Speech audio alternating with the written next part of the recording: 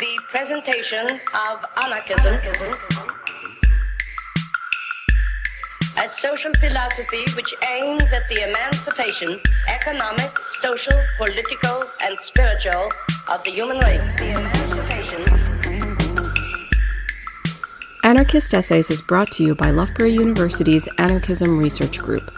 For more information on the ARG, see the link in the show notes or follow us on Twitter at ARGLBORO.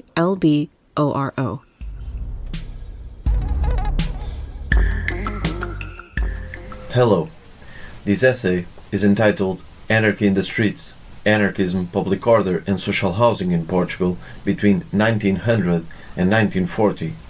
And my name is Diogo Duarte. In this article, I aim to contribute to the history of contemporary states by bringing into the picture what often falls outside its domain, defies its logic and is built against it. For that purpose, I look at the history of anarchism in Portugal, dominant among the Portuguese working classes during the first decades of the 20th century, and suggest that the threat that anarchism posed to the affirmation of modern state powers contributed to the urban planning and social housing projects developed by private and public institutions. My main focus is on the disciplinary and moral dimensions of those social housing projects. As I argue, those projects had amongst their purposes the destruction of the collectivist tendencies, class struggle, and the overcoming of the nefarious and unpredictable effects that industrialization had brought. In existing studies that reflect upon the changes that shaped states and societies between the 19th and 20th centuries, anarchism usually appears, when it appears at all, as a marginal element or as an outsider in relation to them. At best, it surfaces as a diffuse threat which erupts into the scene episodically through a few spectacular occurrences, but, in the end, as incapable of turning into something solid and as such incapable of interfering in a meaningful way in processes that apparently go beyond its own reach. Generally, in the history of the states and its institutions, the social movements that seem to be worth considering correspond to those who dialogued with or challenged state powers, had a statist political project, or at the very least adopted its political repertoires. This diagnosis fits particularly well with the Portuguese historiography, not only because the state is usually taken as a fait accompli, but also because anarchism has rarely captured researchers' attention. This disdain for anarchism happened despite the hegemonic presence it had among the Portuguese working classes in the first 3 decades of the 20th century, and although this influence is relatively acknowledged, anarchism is kept behind a veil and its presence is felt like a spectre throughout the pages of that historiography, which is to say, anarchism is a kind of a ghost in Portuguese history. It may seem a bit counterintuitive to look at the history of anarchism to explore the history of the state, since anarchism is supposedly indifferent to state relationships. For that reason, anarchist histories also tend to adopt an inward approach that don't connect with or that don't contribute much to the knowledge of those transformations in state powers, with some notable exceptions, of course, that are worth mentioning, like Richard Jensen, The Battle Against Anarchist Terrorism about the History of International Police Cooperation, and Chris Elam, Anarchism in the City, a book that is particularly important to this essay. The fact, however, is that anarchism had a great impact in the formation of modern societies and political structures like the state. It's not difficult to understand why. Anarchism is an anti-statist culture that grew and had its biggest impact during a time when the institutionalization of state powers was happening. So, it's quite evident that the formation of those state powers had to be influenced by the conflict with a growing and hostile political culture like anarchism, especially a political culture with a great transnational dynamic. And in the same way, anarchists, their ideas and practices, had to be conditioned by the affirmation of those state powers, so that conflict in a certain way shaped both anarchism and the state. My suggestion is simple. In Portugal, a great part of the non-statist practices that dominated the areas of working classes living cannot be understood without considering the presence of a strong anti-statist and anti-capitalist culture like anarchism. In order to understand a great part of the technologies of vigilance and repression that were developed, including ways of planning, organizing, and managing space, the role of the subjects that they attempted to govern cannot be ignored. So, long story short, anarchism is fundamental to understand some of the political and social dynamics occurring in Portugal during the considered period. Anarchism appeared in Portugal in the last quarter of the 19th century, and it had a fundamental role in the formation of a working class movement and culture. During those years, anarchists would start to center their efforts in working class associations and labor unions. Their role in strikes and in different class struggles grew during that seamless decade of the century, and in the essay I take the general strike that happened in Porto in 1903 as a symbolic example of the anarchist turn in the workers' struggle in Portugal, since it marked a rupture with the political mediation procedures that prevailed until then when dealing with conflicts between capital and work, and, in a certain way, opened the way for the anarchist hegemony that would prevail in the following decades. The establishment of the First Republic in Portugal in 1910 was not able to contain the previous year's escalation in workers' combativity. Despite the collaboration between republicans, anarchists and workers during the last decade of the monarchy, and of the fundamental role that the working masses had in the success of the Republican Revolution, the divorce with the new regime was almost immediate. During those years, the bourgeois and conservative press fomented a permanent moral panic, frequently announcing conspiracies and imminent cataclysmic revolutions that threatened to turn social order and the country upside down. The Russian Revolution intensified the fear, and Bolshevism began to peek around each corner. In the last years of the Republican regime, in the political and economic elites' discourses, the warnings of a looming insurrection that would bring disorder and create a Soviet regime became recurring. In the eyes of the workers' movement, those scenarios, usually unfounded, had the sole intention of intensifying repression.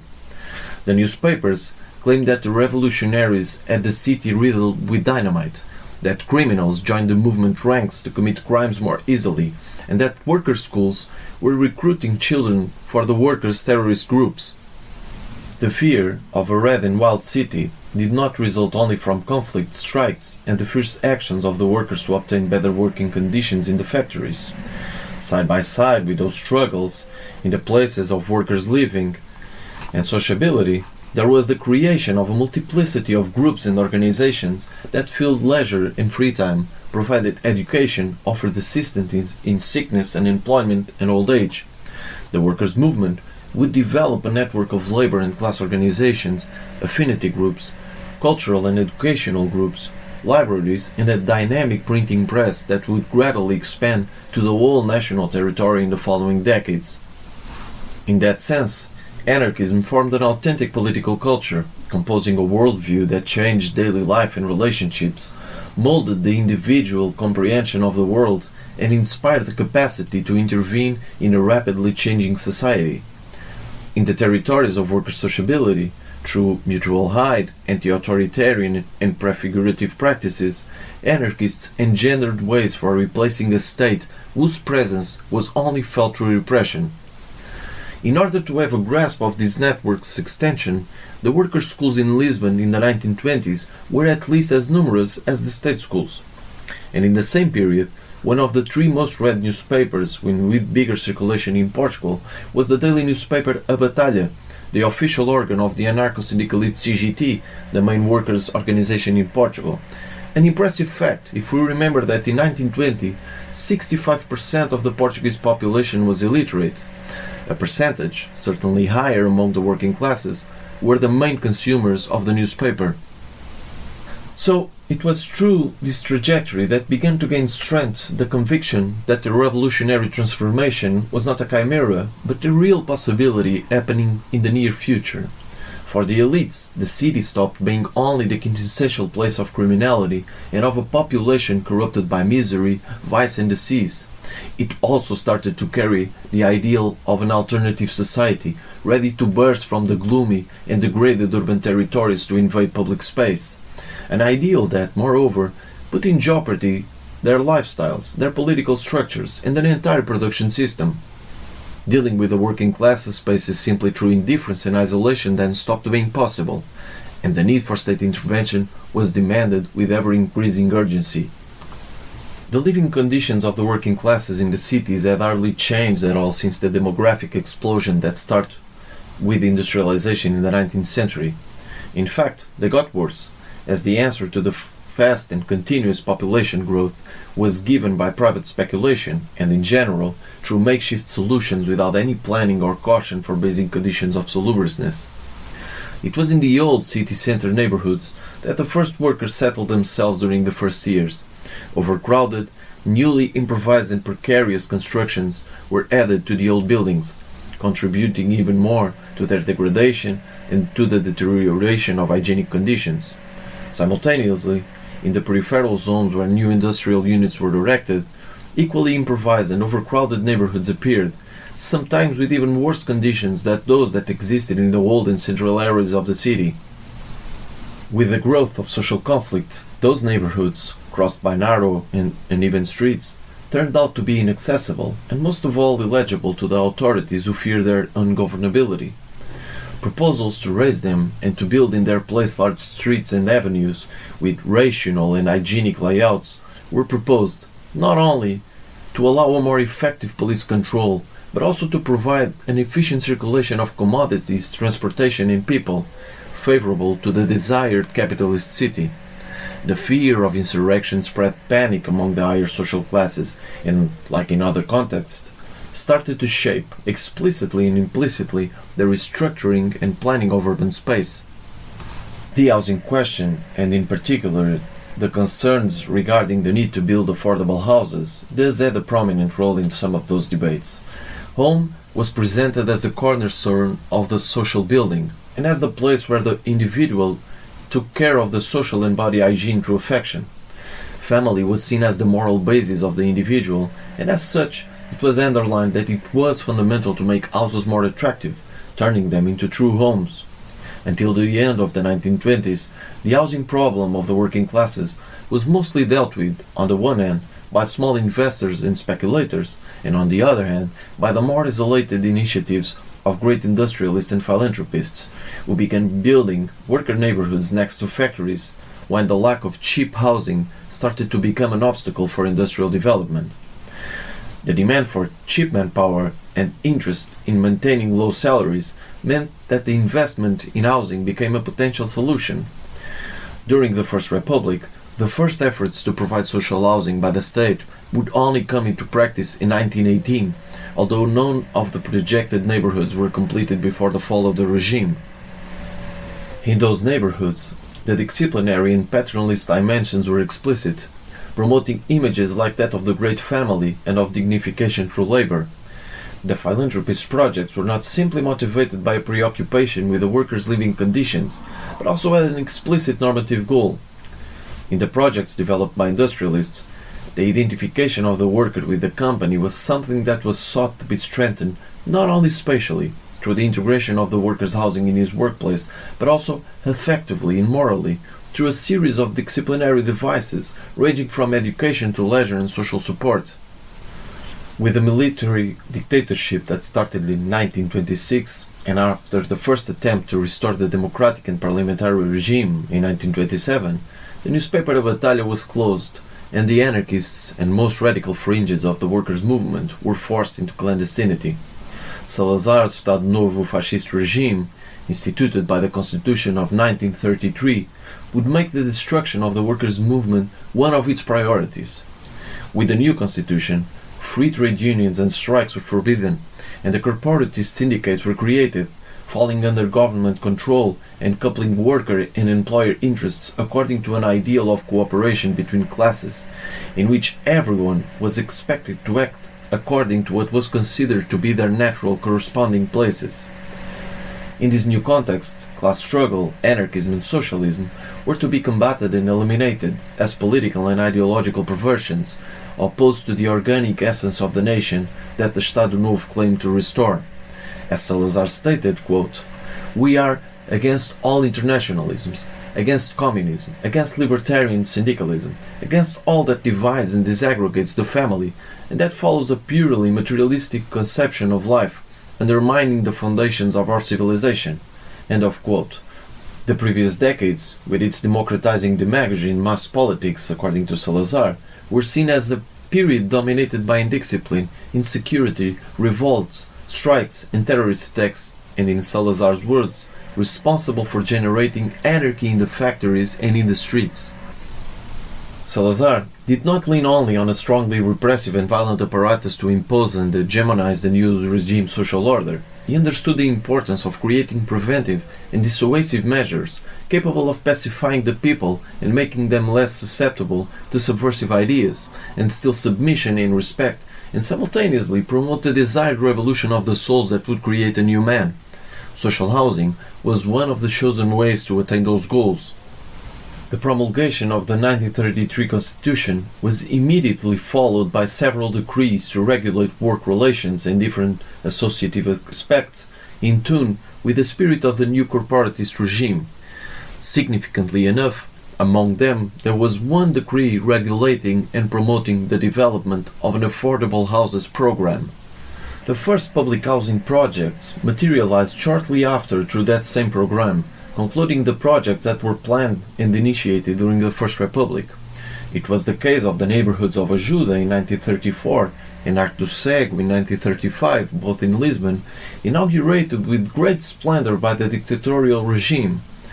Their outcome corresponded to a highly paternalistic model, suitable to the values of the Estado Novo dictatorship, namely due to the emphasis placed, on the one hand, on ruralization as an antidote for class struggle, and on the other, on family as a primary moral structure, that is, as the key factor of the individual's integration in the social order. For Salazar, the countryside was seen as the place of all virtues, and where the essence of Portuguese nationality was still uncorrupted.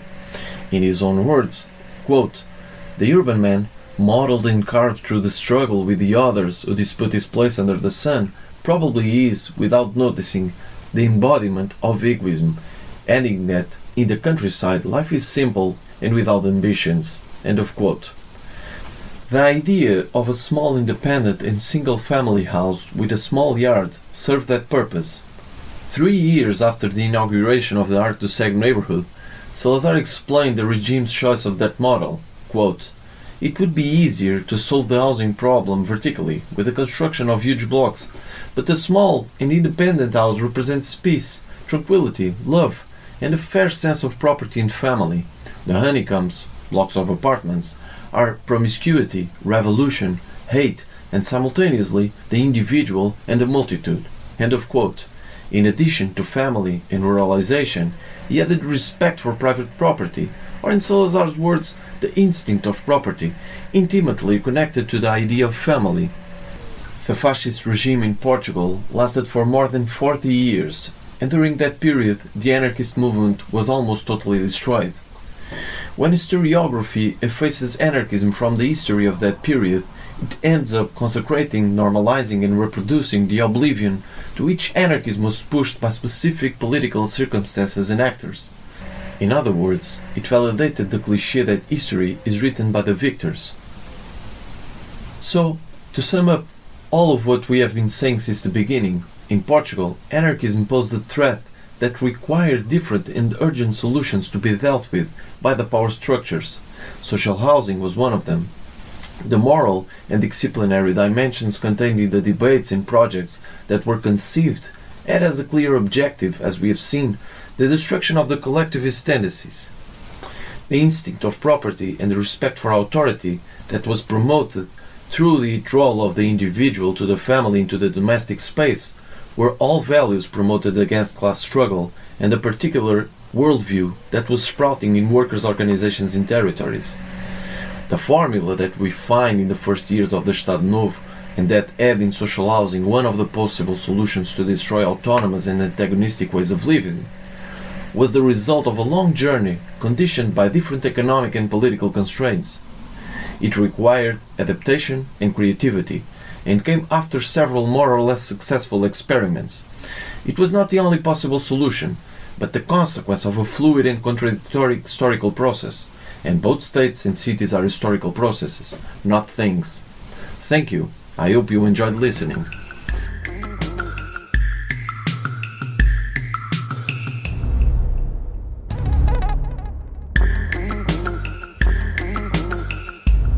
Thank you for listening. To help others find anarchist essays, please rate and review us wherever you find your podcasts.